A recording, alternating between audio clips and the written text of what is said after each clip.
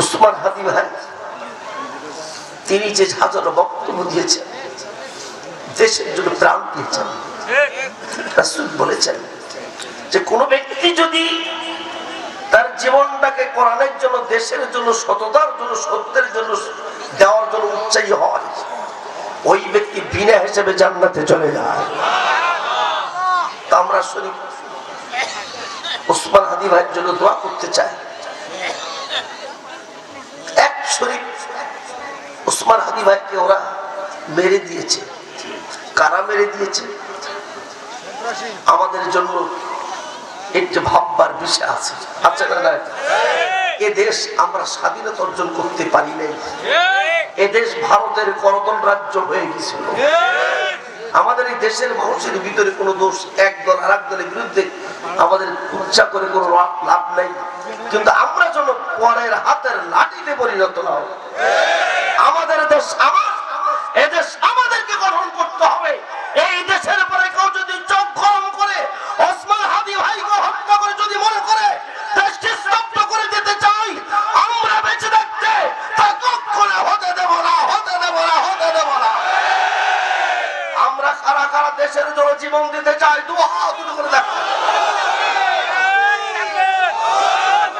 এই দেশ আমাদের, এই দেশের ভিতরে আমাদেরকে বেঁচে থাকতে হবে, ঠিক না বেটি? আমরা যখন দলদলি ভেদাভেদি করব, তখন কিন্তু দেশের ভিতরে স্বাধীনতা নষ্ট করার জন্য পায়তারা করা হবে, ঠিক কিনা? এই জন্য আমরা আজকের আপনাদের কাছে যে মেসেজটা দেব, ওসমান হাদি ভাইয়ের জন্য এই আয়াতের অংশ তেলাওয়াত করছি।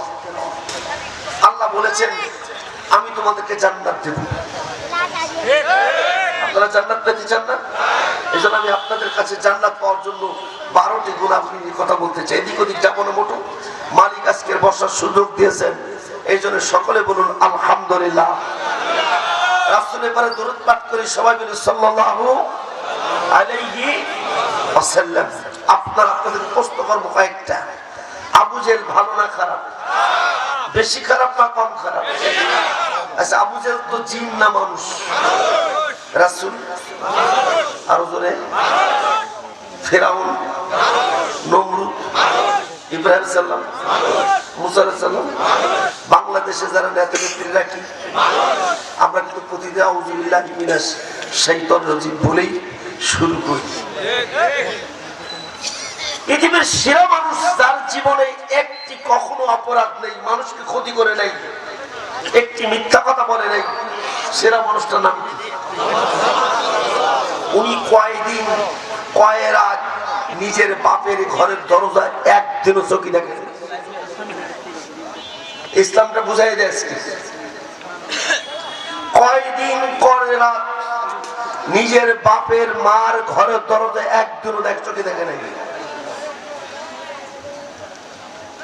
আমরা কিন্তু সবাই জানি নামাজ কয়েক তো ফরজ, রোজা কয় মাস ফরজ, যাকাত কবার ফরজ? বছরে একবার। হজ জীবনে কবার ফরজ? সব জানি। বিশ্ব নবী ঘরের দরজা কয়দিন দেখিনি, দিনের বেলায় রাতের বেলায় কত বছর কে বলতে পারে?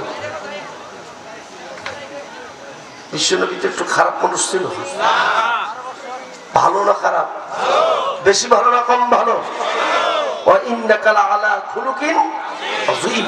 পৃথিবীর মধ্যে সেরা মানুষ মুহাম্মাদুর রাসূলুল্লাহ সাল্লাল্লাহু আলাইহি ওয়াসাল্লাম। আমাদের বাংলাদেশের মধ্যে বক্তাদের মধ্যে সবচেয়ে ভালো মানুষ কে ছিল?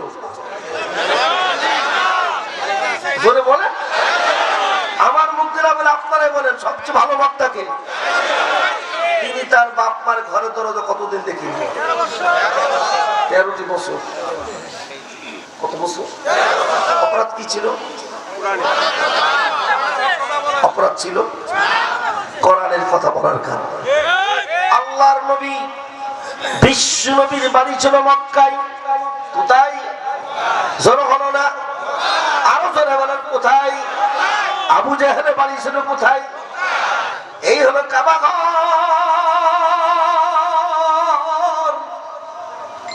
কাবার পূর্বের পাশে সাফা মারা পাহাড়, সাফা মারা পাহাড়ের পূর্বের পাশে আবু জেহেলের ঘর। কার ঘর? আরো জোরে।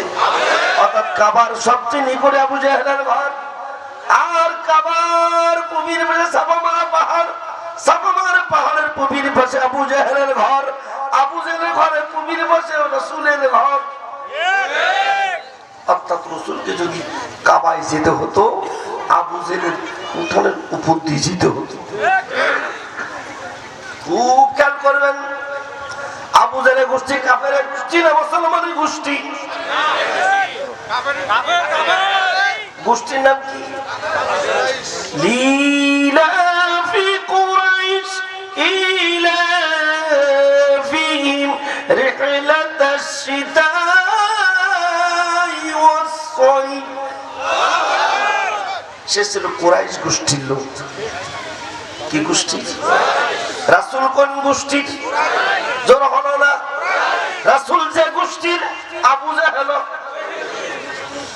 সবাই একটু খেয়াল করবেন, বাংলাদেশ আওয়ামী লীগ, বিএনপি, জামাত, জাতীয় হাটহাজারী, তাবলীগ, পাবলিক, আমরা সবাই বাংলাদেশী। আর যারা মুসলমান সবাই হলো মুসলমান গোষ্ঠীর লোক। আবু জেহেল ব্যক্তিগতভাবে নিজেকে কাফের মনে করতো না, আর নিজেকে ইমানদার মনে করতো। সূরা বাকারার প্রথম রুকু মিনান নাসি মান ইয়াকুলু আমান্না বিল্লাহি ওয়া বিল ইয়াউমিল আখির। ও বলতো আমি ইমানদার, আল্লাহর প্রতি ঈমান এনেছি, আখিরাতের পরে আমি ঈমান এনেছি। তাহলে আবু জেহেল বেঈমান না ইমানদার? কেন? মাথাটা ঘুরবে। আমার মুখে দাঁড়িয়ে আছে না নাই? রাসূলের মুখে দাঁড়িয়ে ছিল কি ছিল না? আপনাদের অনেকের মুখে দাঁড়িয়ে আছে না নাই? আবার যাদের দাঁড়িয়ে নাই তারাও কিন্তু দাঁড়িয়ে ভালোবাসে। এ দাঁড়িয়ে ভালোবাসে, এর ভিতরে ঈমান আছে।